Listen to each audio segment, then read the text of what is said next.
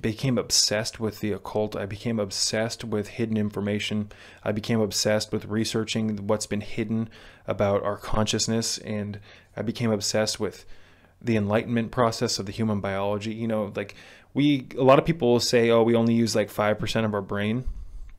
I believe that that's true, largely, ladies and gentlemen, because my experiences with higher consciousness proved to me that we are just basically experiencing the most basic fundamental principles of human consciousness, what it is to be a human. Excuse me, my nose itches. But it's much more than just the brain. It's the liver. It's the lungs. We have so much room for potential. We have so much room for evolution, for growth, for upgrading the physiology, for upgrading the mind. And after my first Kundalini experience, I was so incredibly jaw-dropped and just absolutely overwhelmed with the amount of information that I processed. I was so changed and altered and uplifted and motivated by those experiences in my early 20s that I just totally dropped out of what I was doing at the time. I was going through junior college. You know, I had a lot of things on my horizon, a lot of things, especially with like my athleticism, with water polo, with swimming. But I gave it up. I up until that point, was so caught up in an illusion. It was a beautiful illusion. I mean, it was, you know, I really loved playing water polo. I loved doing what I was doing, but deep down in my heart, there was something missing. And the Kundalini came along and showed me that there's something bigger, there's something better. I know you love where you're going, but wouldn't you want more? And the Kundalini came through into my life and ignited my causics. It enhanced all of the nerves in my body and awakened the ganglia and the nerve clusters in my back, the blood vessels.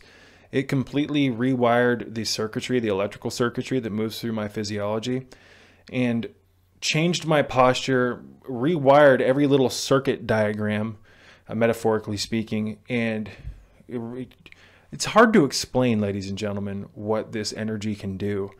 It literally takes over your musculoskeletal system and reprograms it and forces your body into certain positions so that you can be in a particular posture, so that the Kundalini energy can actually move up your cerebral spinal system. You see, one of the ways things have been weaponized here in the Matrix is the chairs, the sofas.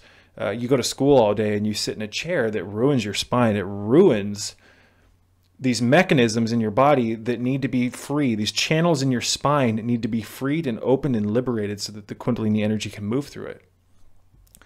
Here's the thing about Kundalini, and then we'll talk about sleep, ladies and gentlemen. But the two are kind of relative, so we'll touch upon a handful of different subjects. The Kundalini energy will move through an individual's physiology. But that Kundalini energy is kind of picky in a way, it seems.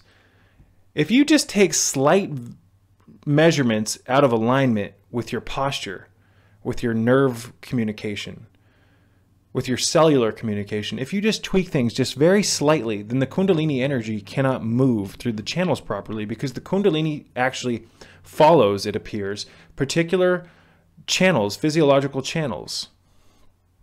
So kind of in the way that, how would I explain this, ladies and gentlemen? Forgive me. In the same way that you can't turn on an electric tea kettle unless it's plugged in, the Kundalini cannot turn on, so to speak, and move. The electricity cannot move through your device, your physiology proper, or it can't even move through it if you don't have the power plugged in. And what I mean by the power plugged in is your spine has to be in a particular position and it has to stay there. On top of that, so do the bones in your body. The muscles, the Kundalini energy came along and rumbled my causics and took over my body and contorted my body and put me into abnormal physiological positions and held me there so that I could actually rewire my musculoskeletal system. Now, I know that's a handful or a mouthful, excuse me, and it probably, see, here's the thing. I can explain these experiences that I went through, but I'm not 100% sure how it sounds to someone other than me, because I experienced my personal unique experience with the energy. And therefore, when I try to explain it, I'm not sure how it's received, if that makes sense. It's just incredible, ladies and gentlemen. There's this energy, this Kundalini energy, that is actually being suppressed on a global level right now. They are absolutely trying to shut off the activation, arousal, and awakening of the Kundalini energy. This validates a lot of the things that I've been talking about since I erected this channel. One of my first videos, ladies and gentlemen, was called Kundalini and Higher Consciousness on Lockdown. And I talked about how all of the ELF towers, the extremely low frequency cell phone towers and radio wave towers and all this stuff, they are affecting the frequencies at which our cells and our molecular compounds uptake oxygen.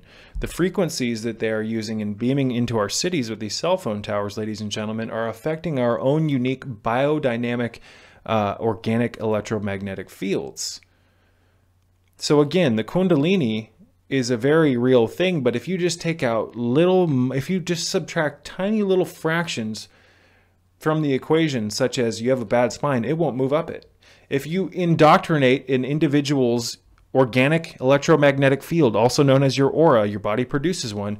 If you indoctrinate and inhibit the functioning of your own electromagnetic field by putting cell phone towers everywhere through these cities that are constantly radiating you, then the Kundalini energy doesn't move through your system. This is a frequency warfare, ladies and gentlemen. This is a frequency war, excuse me. I know that I might sound like a pessimist at times. I know that I get on here and I talk about all the ways that they're mind controlling us, but I know that this is real, and that's why I talk about it. I know because I've experienced higher states of consciousness. I've experienced the Kundalini Christ consciousness. I've been rewired by it. I've seen reality through the lens of this energy. And coming back into the matrix after experiencing those heightened states of consciousness has proven to me that we are a slave species. And we exist in a world of enslavement that most people can't even see, touch, taste, hear, or feel. As Morpheus would tell Neo in the first Matrix installment, you are a slave, Neo. Like everyone else, you were born into bondage, born into a world of enslavement that you cannot touch, taste, hear, sense. I don't know the exact wording, but essentially Morpheus tells Neo that he is a slave and that his consciousness has been shuttered. Now, what's interesting is that if you look into the mythology or some of the roots of what they're talking about in the Matrix films, they're talking about much more ancient things.